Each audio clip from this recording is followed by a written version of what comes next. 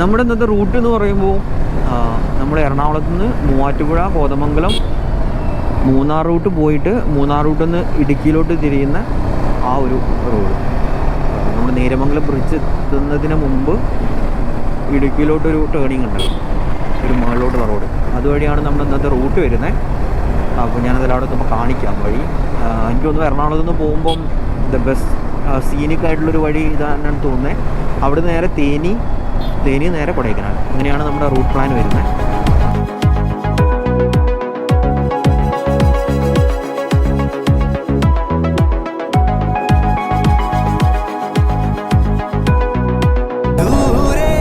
മൂന്നാറിൻ്റെ ഒരു ഫീല് നമുക്കിത് ഇവിടെ നിന്ന് തന്നെ നല്ല രീതിയിൽ ആസ്വദിക്കാൻ പറ്റും. മേ ബി മൂന്നാറിപ്പോൾ നല്ല തണുപ്പായിരിക്കും, ഇവിടെ തന്നെ അത്യാവശ്യം നല്ല തണുപ്പുണ്ട്. അതുകൊണ്ട് മൂന്നാർ ചിലപ്പോൾ